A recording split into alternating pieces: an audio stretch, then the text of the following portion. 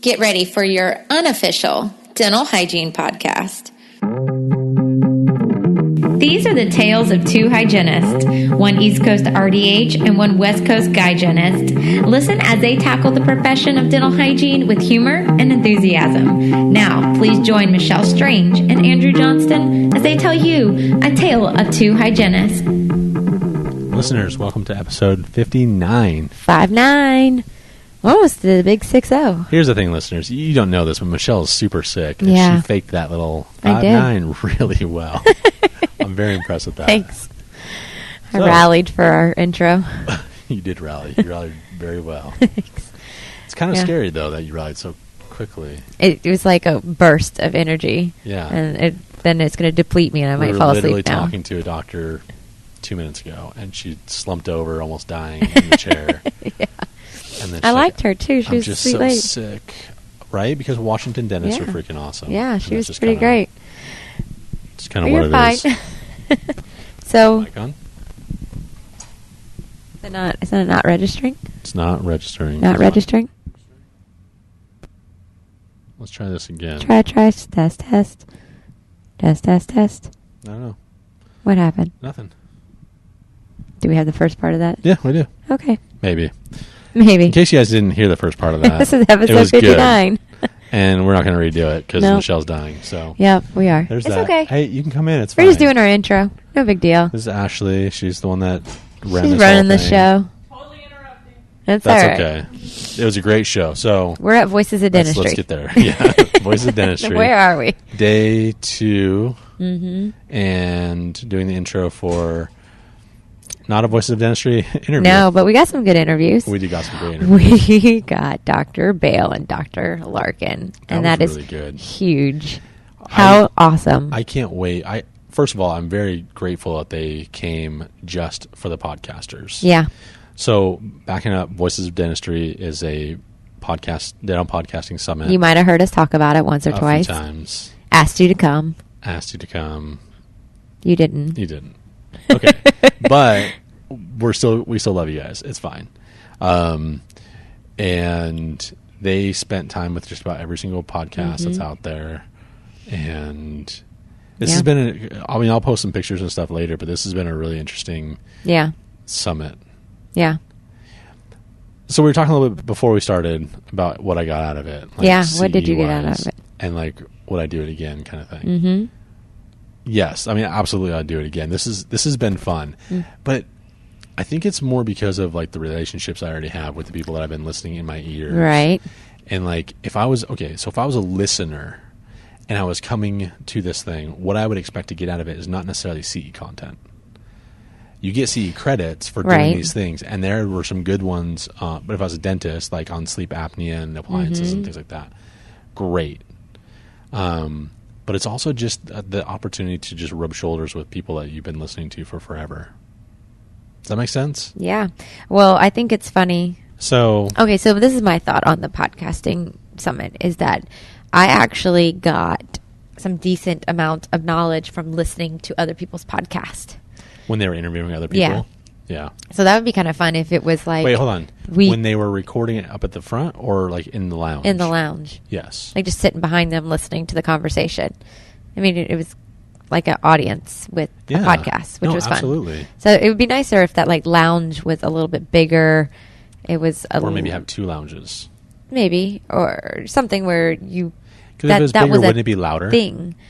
Maybe. Or whatever it looks feel like like. it's so Maybe loud. it's separated a little bit where you can go in and Yeah. each room and hear this interview over here. You could go crowd around this one over here. Each one of us could have our wine the implant worm folks had. They were You fireball you could've brought shotting your like crazy. sponsors and put them on the table. Yeah, exactly. Yeah. Exactly. So we did we did a presentation today. We did. And How it was do you think that went? I'm very pleasantly surprised. I mean, it was not surprised. There's a certain level of expectation I guess I have for us, but no. How about you answer that first? How do you think it went? Well, let's just tell the listeners what our First of all, presentation you guys was. will be able to listen to it soon. Yeah. So that's good. Yeah. Or watch it, which I don't know why you want to watch it, but I don't know why you want to it. watch us anyway. But I did a presentation weeks ago. It was a beautiful presentation. And Andrew hijacked it last night, which, of course, me being the structured CE giver that I am. I don't know if they know that about you, so let's talk about that. So Michelle is a control freak, and she stresses like no structure. one I've ever met. I need structure. Where it wasn't even just like she was reviewing her slides to know what order the content goes in. It's like almost verbatim. She wants to know what she's going to say. Yeah. It's that hardcore, and I just cannot do that. I am let's have ideas, but then as we're feeding off the audience and feeding off the people, then we can incorporate that into the theme of what we're going to talk about. So, and then I was also worried because sometimes things pop in my head, and I don't think I'm ADD. I think that just things pop in my head while you're saying something, and I'll want to interject that, but I'm afraid that if I do that in your rehearsed speech, that you're going to freak out because I interrupted your speech, and then you're going to look at me, not to say anything, and then say the next word that was going to come in your speech, and then keep going. I just don't know how well you play off. I don't know. Well, I guess it depends on how well I know that presentation. Yeah. So the one that I give on implant maintenance, I mean, I could literally do it in my sleep, and so you can throw me off, and I will keep on. But there's certain points that I think are important to make during certain slides. Yeah. And if I go off on a tangent and I'm not as well rehearsed with it, I'm going to miss those. And I think they're important. That's why I kind of have it in my... That's why I need it to be rehearsed until I know it like the back of my hand. I mean, I guess because when I can't wing it like you do. I just can't. Well, it's not necessarily winging it. Oh, yeah. It's not really. It's organized winging it. I always have notes. You do. I always do. And I don't want notes. I want to have it in my head perfectly. I just want ideas off of my ideas. I want basically an outline is all I want. We're just very different presenters / planners. And so when I stole and quote unquote hijacked is the appropriate word, and then added a bunch to it, it actually turned out really well because we had 50 minutes to do, and then we added a bunch of slides, and then we kind of expounded more than we thought that we would on some of the other slides that you had on there. So it was good. I think overall, I think we ended up ending on time, but we have 30 seconds for questions, and then those questions ended up taking a few 5 minutes. More minutes. Yeah, so we ran a little bit over, but it wasn't too bad. Not our fault. No, but I've gotten lots of good compliments and stuff. People liked our thing, so whether they're just being nice to us or and it was only like 3 hygienists in the audience, and the rest were dentists. That was kind of weird. Yeah, so it was nice, but we did represent. I feel like we did a good job representing the profession and kind of not sticking it to the dentist, but just take us serious and challenge us. Yeah, and hold us accountable for great patient care, but let us do patient care. Yeah, and let us come to you as well. I thought it was great. Yeah. I was very happy. This whole thing was great. And so kind of go back to what I was saying earlier, because I know listeners might not know this, and I'm just going to probably expose it, but we got interrupted a few times in this podcast already so far for just this little intro. I can't remember if I actually came around all the way back to it. As a listener, though, when I was talking about rubbing elbows and stuff, it's not even just rubbing elbows with the people that you've been listening to, but it's also getting on the podcast yourself. And that's not necessarily for everybody. But let's say that you come with a group of 3 or 4 of your friends, and one person really wants to talk about something, but they don't want to be like the only person to talk about it. But you have like a little round table. Yeah, there's lots of those opportunities. That would be I think that's really fun. Yeah, we didn't get many round tables on this one. We didn't get any. Which sucks, but we got some good content. It's because everyone was busy doing other podcasts all the time. It's too hard to kind of corral people. It really. But the one I'm probably the most excited about is going to be Mark Costas. And I know that doesn't excite. Well, no, it really excites you because he's a great guy. Yeah. But it's going to be business heavy, which I know is less exciting for you. But yep, that's registering. All that head banging on the microphone's registering. But we also have Dr. Bale, who gave a really in-depth. And Dr. Larkin, who is a lover of hygienists. Oh my gosh. Between the two of them. Yeah. There was a part and maybe as we edit their episode, actually I'm not going to edit a thing, but as I listen to it back, there was a part that Dr. Bale rolled his eyes so hard that I wanted to make a comment on, because he was talking about dentists, pretty much like the lack of collaboration between dentists and hygienists. And he's just like, oh, I don't understand it. It's so stupid. He did. I saw that. So great. I definitely caught it. He's so funny. And he was shocked. He was truly shocked that there are hygienists out there that don't know the oral systemic connection, that have not heard this information. You hear it, well, periodontal disease can be linked to heart disease. Like, I think everyone understands that, but do they really, like, they might verbalize it, but do they understand it? Well, I think and to what depth? Yeah, so not to step over our episode too much, but were you saying that there was a link and now it's a direct cause? Yeah. Like there's been a big shift in that because research has come through. And exactly. So that's on a future episode. You guys will love it. Sorry, It'll guys. be fantastic. Sniffling in the microphone. I'm sorry. And then that microphone's going to come back with me, and then I'm going to get sick. There's so many germs right here. That's gross. Coming up, you have Sweden. I'm literally flying tomorrow to Sweden, and I'll be gone for the week. Schedule. And then we'll be back. I'll be back. Then I go to New York. Then I go to New Orleans, California, Chicago. What's in New York? A dental sales meeting. And with Dr. Stefano.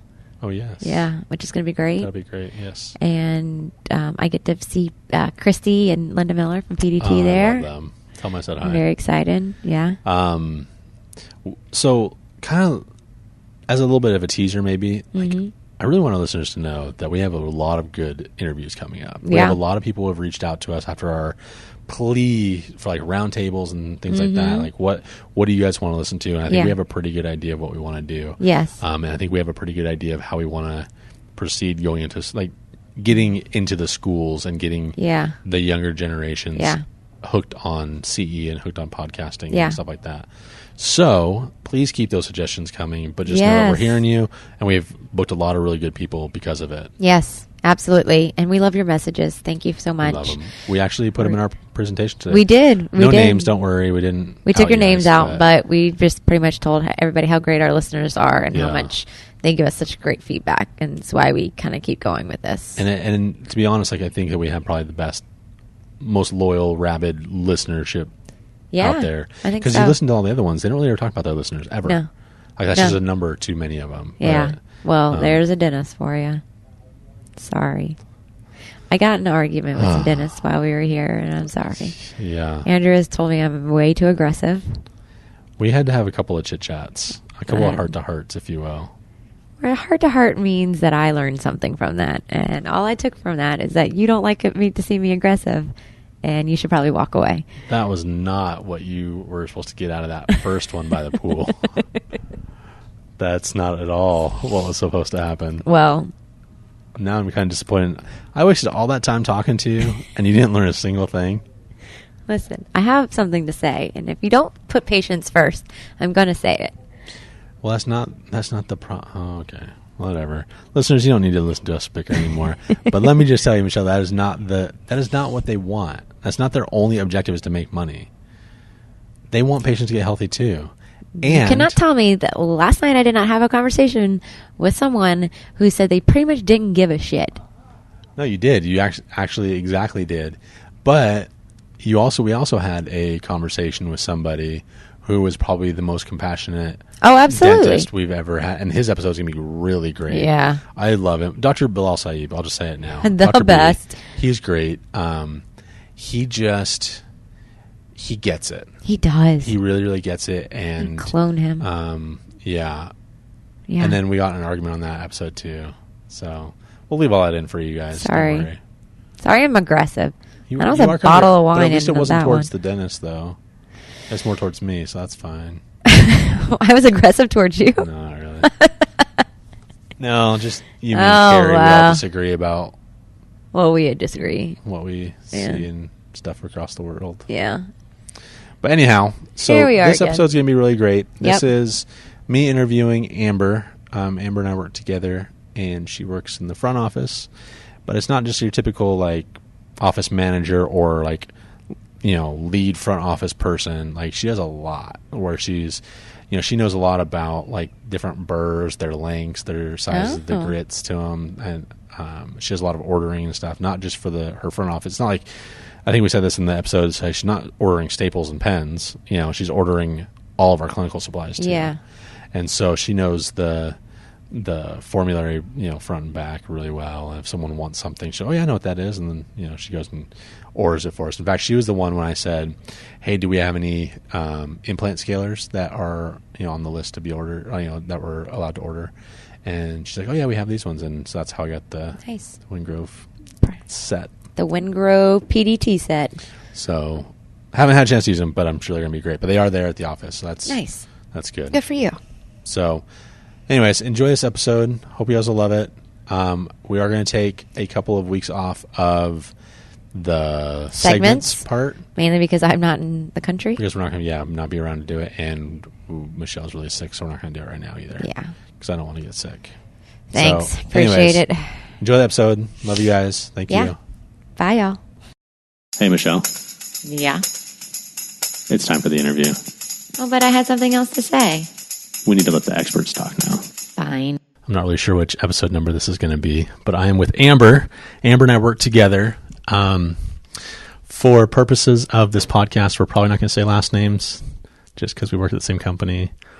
I don't want to get in trouble. Is that okay? Works for me. Okay. So Amber's roles and responsibilities. Well, first of all, we work together for about a year now.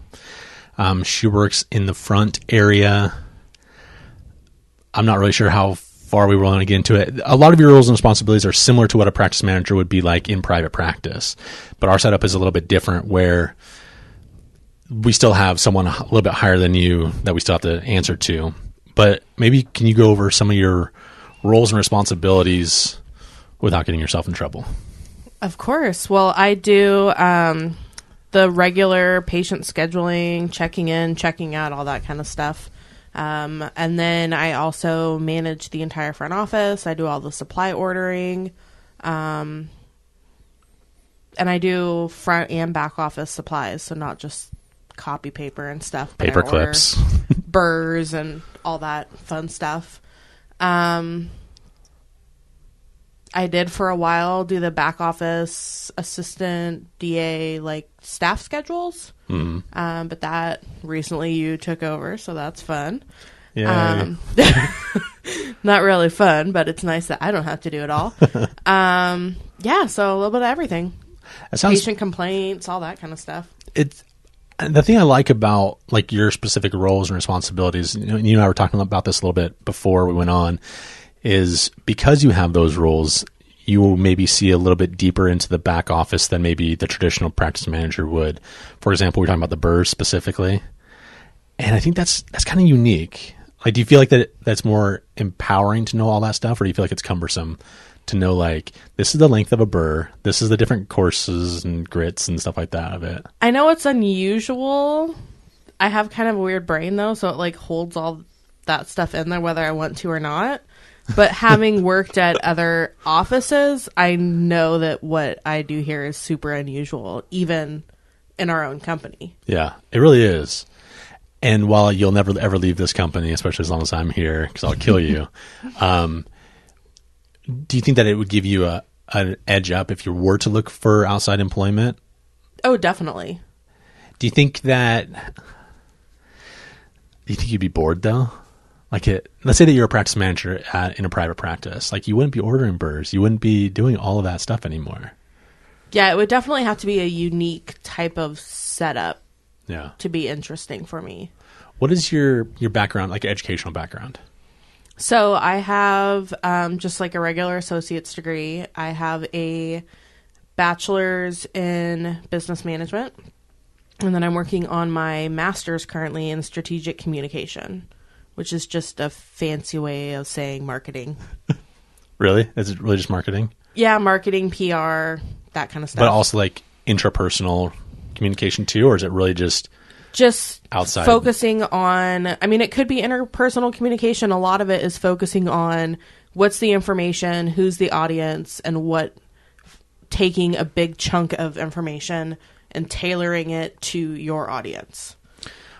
I feel like that's perfect. So a lot of people use it for a step into going into marketing or public relations. Yeah. But I feel like that's perfect for like the direction I want to go with this interview, because it can be a little bit different. You know, our audience is mostly hygienists or hygienists that are still in school maybe.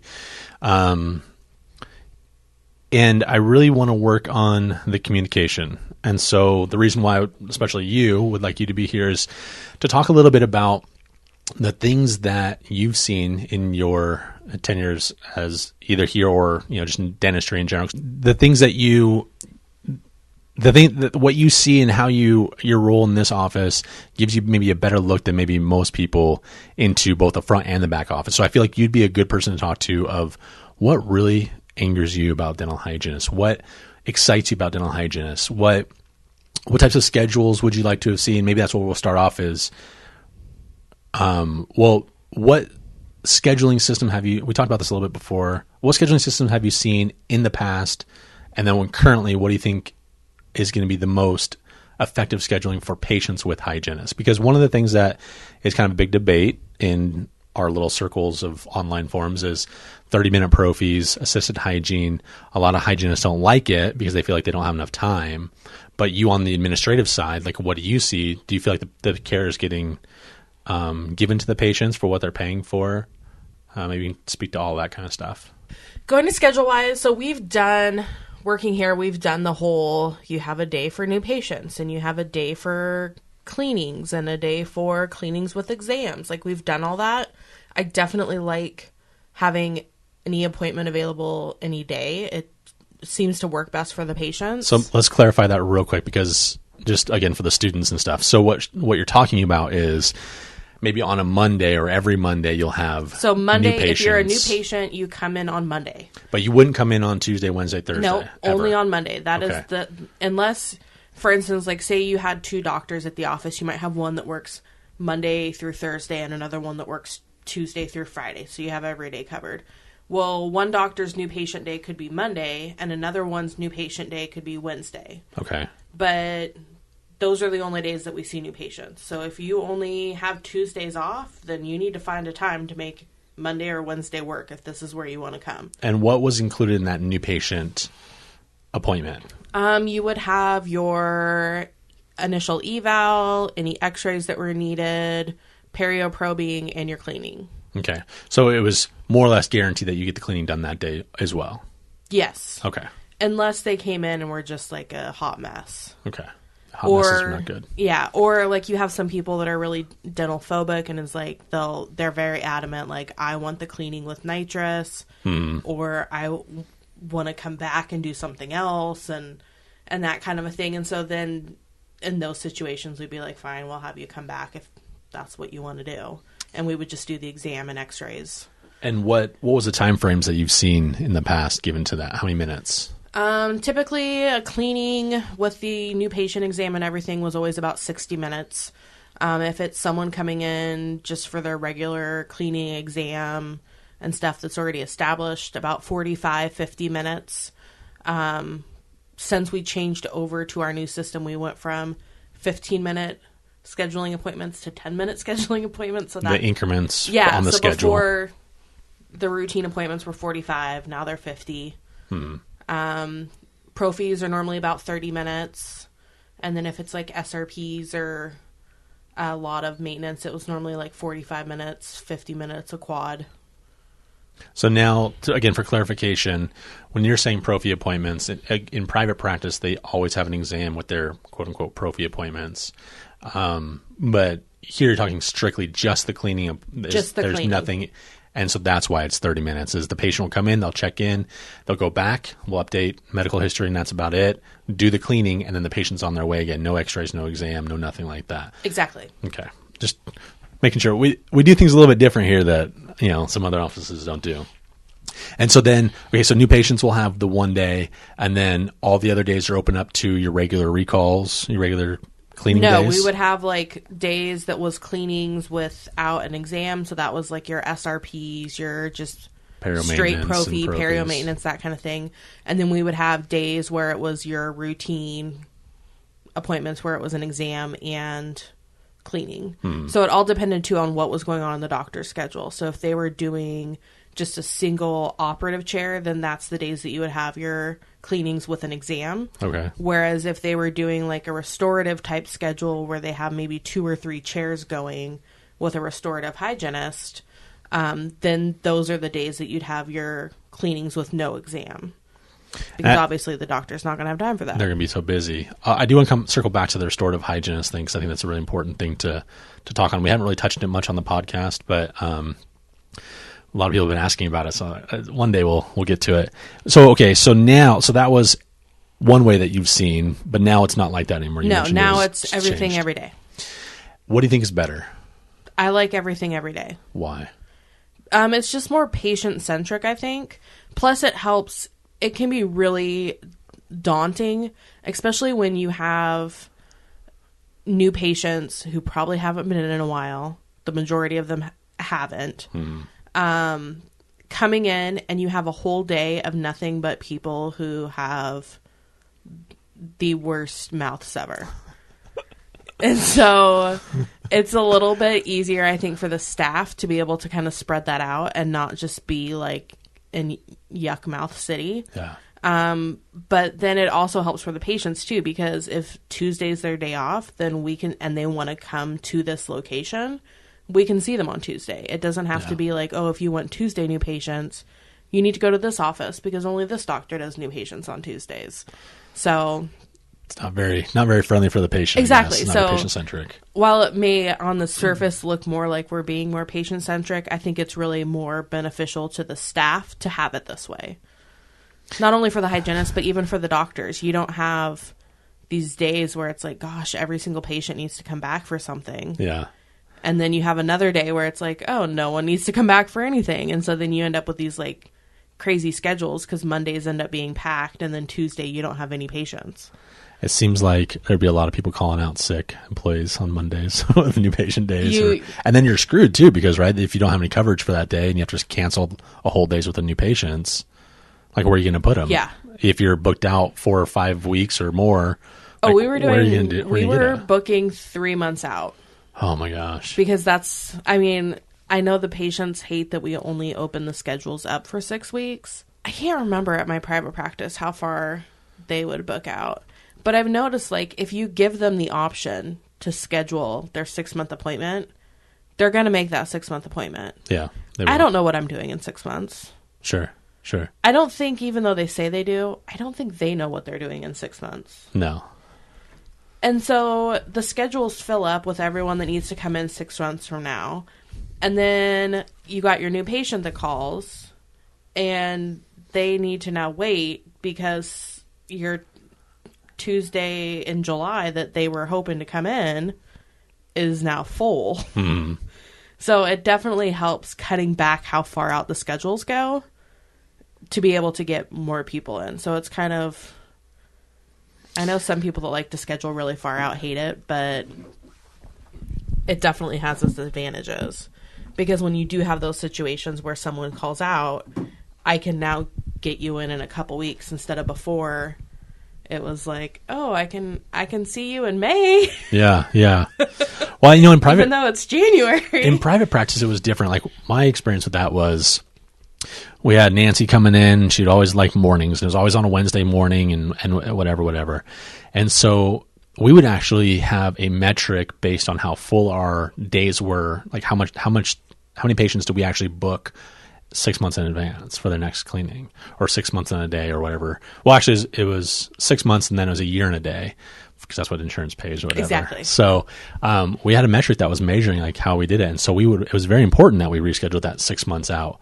But that's exactly what would happen is we would have, patients that were trying to get in, they couldn't get in because we only had one opening that whole entire week because everything was full. And then you'd have people that wouldn't show up to their appointment because they didn't know. They forgot because they thought they would know what they're doing in 6 months, and they really didn't. They really don't. Yeah. So during both types of schedules that you've seen, what do you feel like the hygienists are happier with? Just from what I'm seeing, I think it is a lot easier it's kind of hit and miss. When you have your new patient days, at least I'm going to have a mess all day long. Sure. Whereas when you have a little bit of everything, it's kind of, unless you have a chance to sit down and really review, and maybe it's a patient that you're already established with, you can't really tell how your day is going to go looking at the schedule in the morning. Sure. At least with that, you knew that if it's new patient day, I might have a lot of work to do. If it's just a cleaning and exam day, it might be bad, it might not. But I think it's definitely easier on everyone to have it all spread out. You're right. It breaks it up a little bit. You're not in that monotonous rut of. I think that if we had a cleaning day, like, or it was just SRPs and prophies and paramaintenances, like that would actually to me be maybe even a harder day, just because that's all you're doing. Like there's no break in between anything. You don't get a break for an exam. You don't get a break for the X-rays part. Like it's packing the schedule full. So. Okay, let's switch back to like a management style. Let's say that you had your own office. You're now the practice manager. What are some things in hiring a hygienist in Washington State, at least, things that you'd be looking for, attitude-wise, skills-wise, things that make you really happy about dental hygienists? I love that we have restorative hygienists here in Washington. I would definitely look to hire someone that because obviously they have the skills. Right. I mean, they've taken the board. They can exactly. They could do it. If you've got your hygiene license, you can easily do restorative here in Washington. But not, I've seen from working here, not everyone is always comfortable with it. So I would definitely hire someone that is comfortable with it, because we've definitely had times where having that restorative hygienist definitely can make or break the schedule that day, depending on what's going on. And just someone that is really here because they want to help the patients. Every once in a while, you'll get someone who does hygiene because they didn't really want to go to school to be a dentist. Sure. But they want to make more money than being an assistant. Yeah. So they're not necessarily patient focused. It's more paycheck focused. Yeah. Which can be a downfall. And so, I mean, the type of hygienists I love are the ones that are going to take the time to educate the patients, to really not just say, well, you have all these huge pockets, but tell them what caused it. Tell them how they can try to make it better. Spend a little time with the patients, and not just get them in, clean them, and send them out the door. What kind of tools or aids would you maybe employ if again, this is your own private practice, to assist the hygienist in helping the patient understand about their health, like the big picture of what they're looking at? Because it's easy for us in the back. We're like, okay, you got 4mm pockets all the way around, and you got some bleeding. You need to work on it, brush and floss and do all this. And then they go out the door and they forget about it. Mm-hmm. Like, what would you employ? I love the idea of patient-specific handouts, not just here's a generalized handout on perio. Sure. And, but finding a way to customize it to the patient so that this is your specific problem. One, it shows that you're more invested in their care, because it's not just a generic, like, here's something I printed off of Google about perio. You're really showing that this is your specific problem, and this is how you can fix your problem.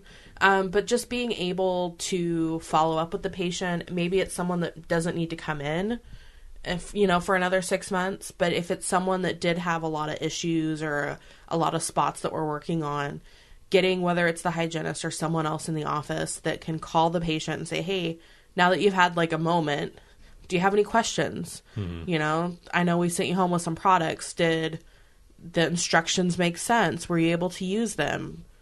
We have, in private practice, we have a term, it's called like a treatment coordinator. Mm-hmm. That sounds a lot kind of what you're saying. Yeah. Before I get into the treatment coordinator thing, though, it's funny that you're mentioning about having specific things to hand to them, because as you know how dorky I am about hygiene.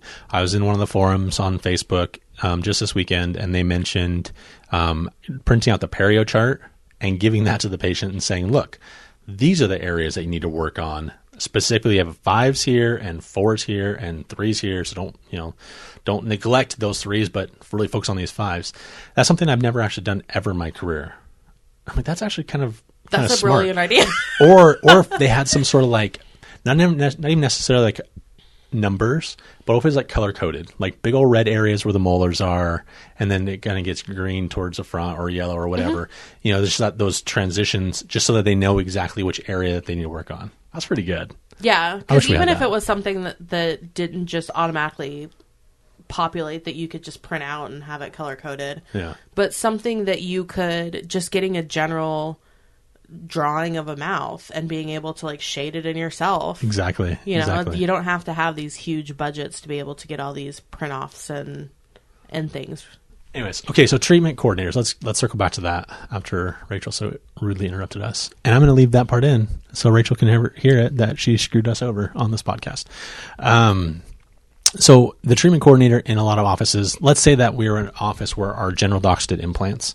They would have their own office, and they would have their own, usually they'll do digital x-rays, and so they'll have their own big screen, and so they'll bring the patient in before they get checked out, and they say, hey, this is what's going on, here's this, here are all the tools. They have it, if they're going to be doing something like Prevident 5000 or Clinpro 5000, chlorhexidine, any of the products, Sonicares, whatever they have, they would have it right there ready for them, and they would say, here's your goodie bag full of stuff, it's going to cost X amount of dollars for each of these things, here's the treatment that we have planned, there's where we're going to start, like everything is already situated. So that's kind of sounds like what you were talking about, you know, having someone that's on their side that's going to help them get the treatment that they need, but also help them like with the follow-up stuff. Treatment coordinator does that as well.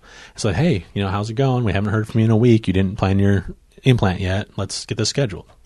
So, oh my gosh. It's all right. This is Dr. Nordstrom. Hello. On the podcast. Okay. So, how you doing? I'm good. So we are 22 minutes in, minus some editing, probably about 4 minutes of editing. Okay. So the next question I wanted to ask you was about, you touched on this a little bit already, but things that really just make you so upset about hygienists. Like what thing from either you being a patient, or you working in the front, or what you do now is working with the front and the back. Like, what do you absolutely hate that hygienists do that you wish we'd all stop doing, or some of us would stop doing? Okay. Well, there's so many things now. Whatever. I hate, and it's both with hygienists and dental assistants, depending on who brings the patient up front for us to check out. Sure. But I hate when it's like a really sloppy handoff, and either they tell the patient, you know, you should get these products and we've got these appointments, and then they bring the chart to me and they're like, oh, they don't need anything. They just need their statement. And so I'm like, okay. So then I like print the statement, call the patient up, and I'm explaining it, and they're like, oh, and I needed mouthwash. And I'm like, okay. So then I like have to reset and like grab that. And so then I get that and reprint a statement to show that they bought mouthwash. And then it's, oh, and there was an appointment that I needed to schedule for a filling. And it's like, okay, hold on. Let me Let's go back. Let me get that going. Reprint a statement that now has the appointment on it. So that drives me nuts. Or they'll tell me everything and then the patient got nothing. So then I'm like, oh, it looks like we need to get some mouthwash and there's a filling to schedule. And they're like, I didn't have any fillings. Like a deer in the headlights. Like, yeah. And I'm like, looks like there's a filling on the upper left. Like, I'm not sure why, but it's there. And yeah. And so, like, that drives me nuts. Hold on, can you tell our listeners, since this is my podcast, that I don't do a crappy job? No, you do an amazing job. Thank you. Oh, Amber, Not just thank because you. you're doing the podcast, but Aw. you do an amazing job. Aw. And the assistants that you have trained do an amazing job. Good job, Lucy. That's pretty much the only one. But And all the other ones. we'll make it seem like there's hundreds of assistants out there doing an amazing job because you train them, but it's really Lucy. Sure. Good job, Lucy. Yeah, Lucy's amazing. But then I also hate when it's just blanket treatment planning.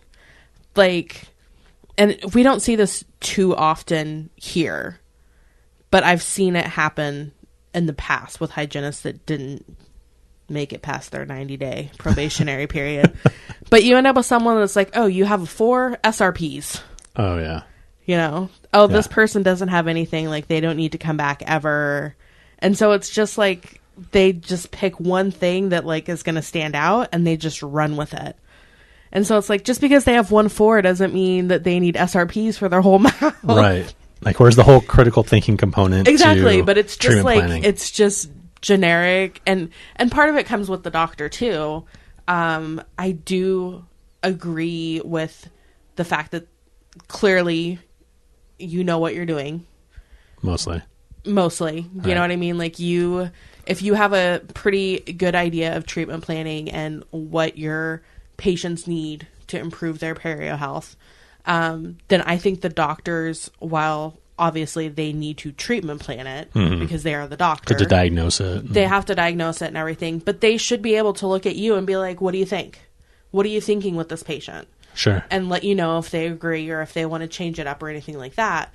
But I think part of the problem is when you end up with a doctor that either wants to completely decide on everything and it takes it out of the hygienist's hands, and so it's just like, well, I wouldn't have done that, but this is what we do, and so that environment creates an issue.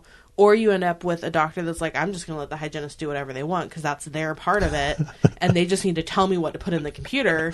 And then you end up with those situations where it's like we're doing SRPs for every single patient that walks through the door. Because that hygienist doesn't want to look bad in front of the dentist and let stuff walk out. I mean, There's a weird line that they're trying to like balance. And I think a lot of it too is, and you see this a lot, and not every private practice is like this, but it's one of those things where it's like you have the one that ruins it for everybody. Sure. And so you have the one private practice that's like, well, I can get paid more for SRPs than I can for a pro fee. So as long as they meet this requirement, I can bill it to the insurance. Which technically they're meeting that because the nomenclature of like the code that they're using. Yeah. Exactly. And so you get people that work for that type of dentist and then they go somewhere else, but they're still in that mindset of every little spot needs a filling, any 4 needs an SRP, and they just want to run with it, just because that's how they've done it for so many years, and they get paid by insurance. So as long as insurance covers it, that's all.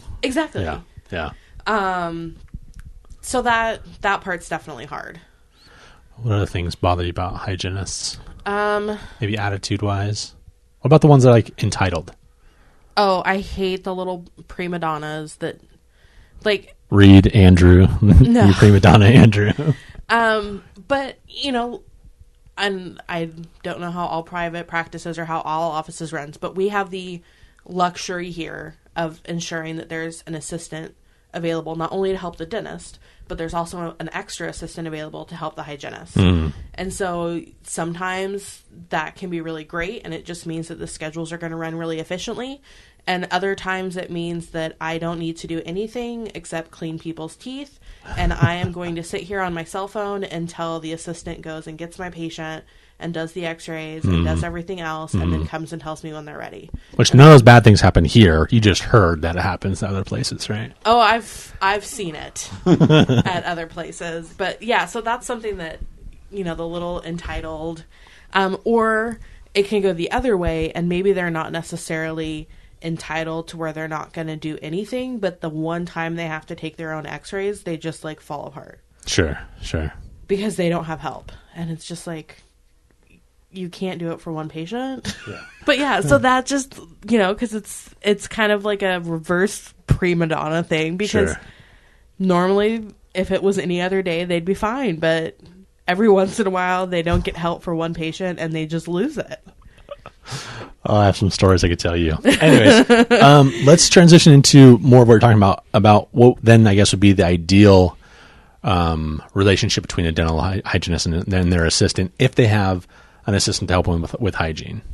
Yeah, so if it's the way I look at it is if you're just doing a day full of prophies to where you not necessarily always SRPs, but perio maintenance, that kind of thing, where you don't need x-rays, you're not doing any charting, that kind of a thing.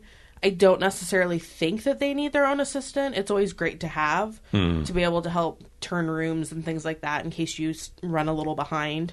It's nice to be able to just go grab your next patient and know that someone else will come and help you out if you need it. Sure. But as far as days where you're doing, you know, a little bit of everything, where it could be just prophies or prophies with exams or just all prophies with exams, I definitely think, and new patients are like a totally different procedure, but having the assistant that can seat the patient for you so that one, it's going to give you, depending on how busy the schedule is, if you haven't had a chance to look over that patient's notes but ahead of time, it's going to give you a couple minutes to be able to go in and kind of see what has gone on in the past.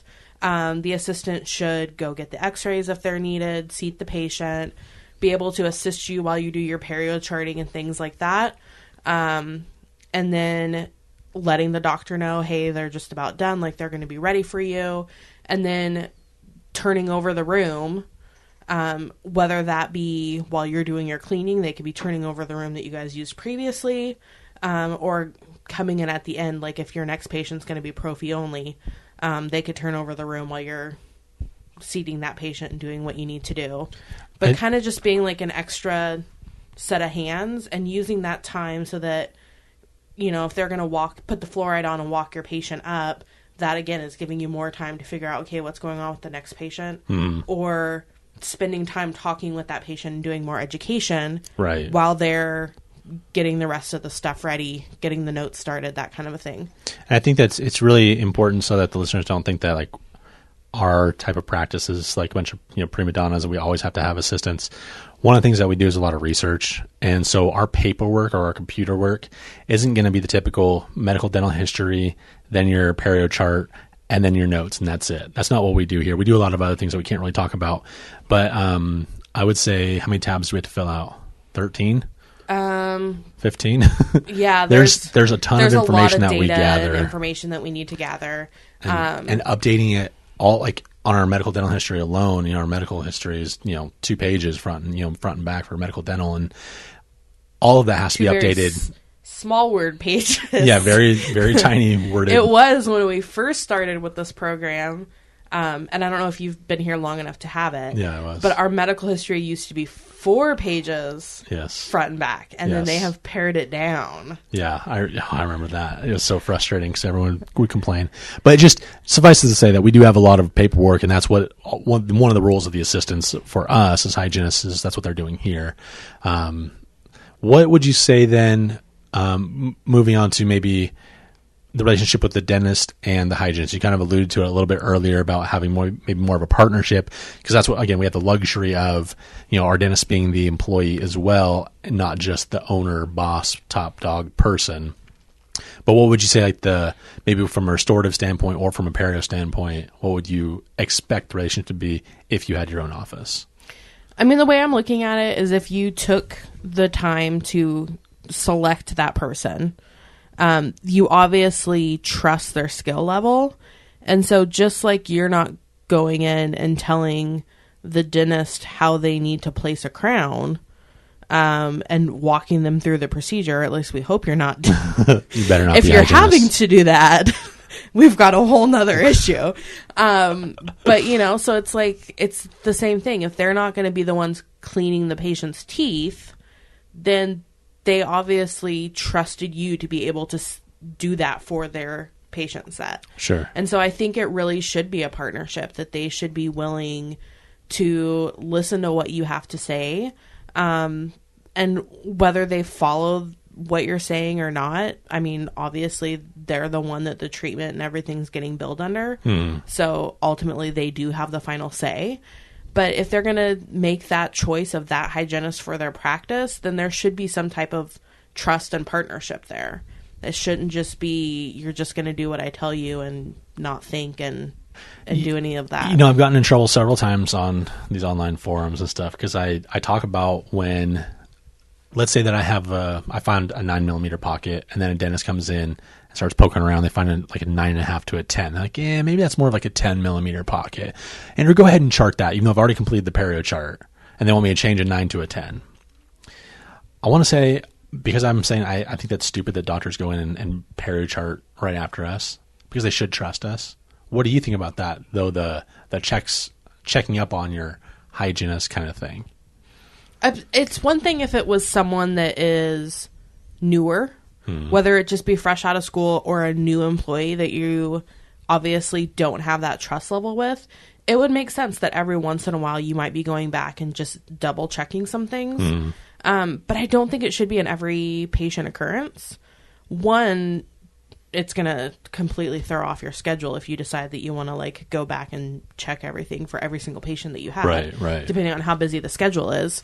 But also, especially if it's a new grad or a new hire, you don't want them to start doubting their skill level. Sure. If there's not truly a problem there. I mean, if it's 9, you're going to SRP it anyways. Exactly. Oh, if it's 9 or 10, doesn't really matter. And so, I mean, if it's an issue of, gosh, every time I go in there, this hygienist has 4s, and when I look at it, it's a 7 or an 8, then you have a problem. But if it's, 1 millimeter is not that much. Right. And so I think to me, it's just really setting a bad tone if someone's going to go in and constantly recheck everything and want to correct everything for just all of these little itty bitty details. And how does that, what do you think about patient appearance at that point? Like, how does that affect what the patient's feeling and saying? Especially if we're looking at, we want the focus to be more education and encouraging them to improve their oral health. It's going to, if I was the patient, I'd be kind of taken aback because here you are telling me how I need to brush and how I need to floss and what I need to do to get better. And then the doctor came in and just redid everything that you did. And so now I'm wondering, like, am I supposed to floss that way? Do I trust you anymore? Exactly. Right. I thought I had a good cleaning, but maybe I didn't have a good cleaning. Yeah.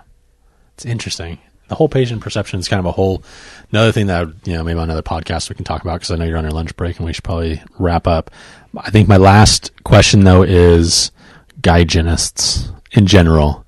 Just your experience. Our company, we have more than a dozen hygienists. We have a high percentage, it feels like, as opposed to whatever, but have you witnessed or experienced any issues with a male doing a cleaning versus a female hygienist doing a cleaning from the patient perspective? Like when you're checking them out, what are they saying?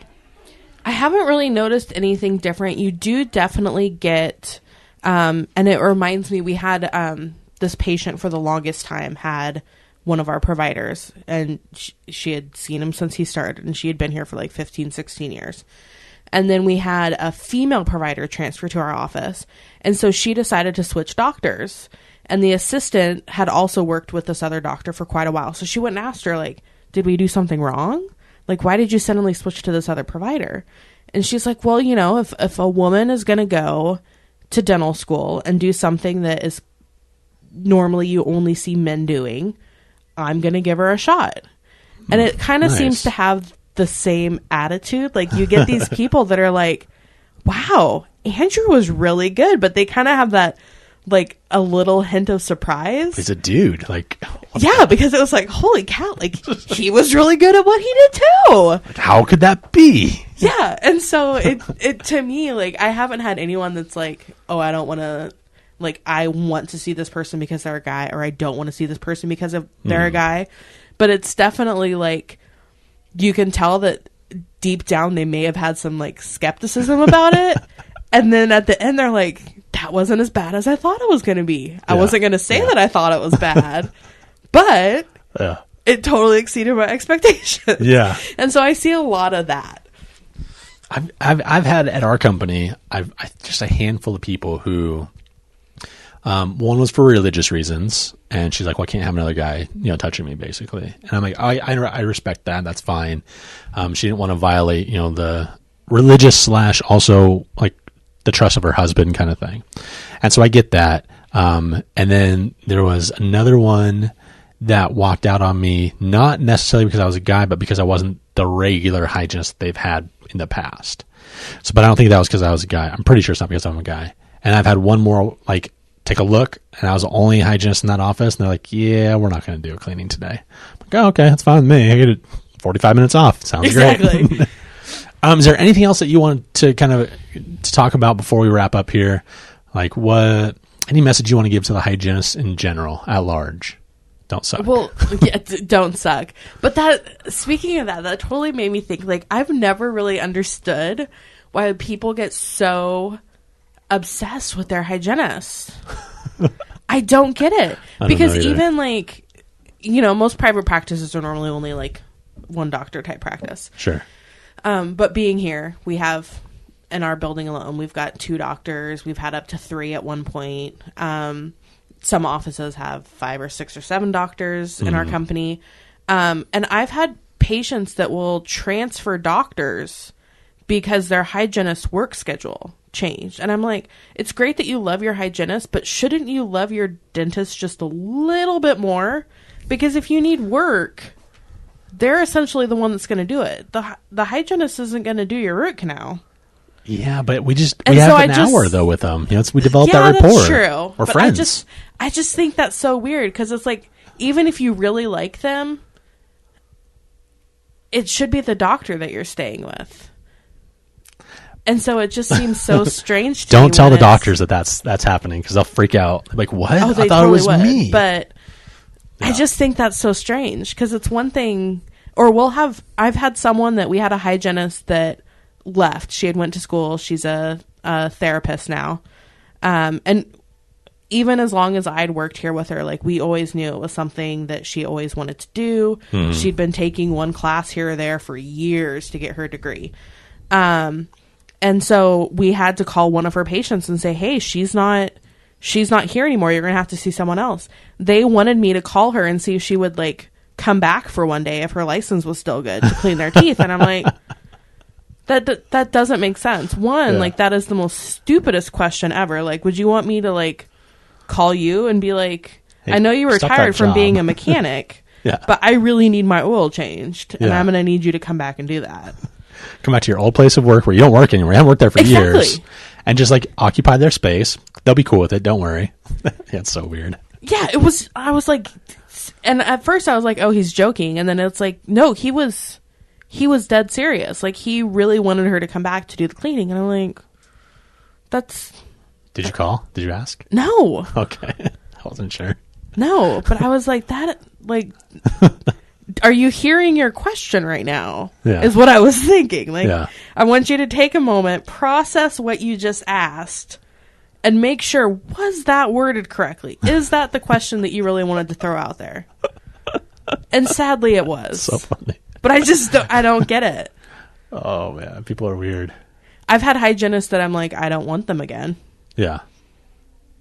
But I don't know if I'd ever be to the point, or even like transferring offices. Like, someone could move and they'll be like, oh, I'll drive over there. And it's like, you're going to drive 45 minutes for that person to clean your teeth?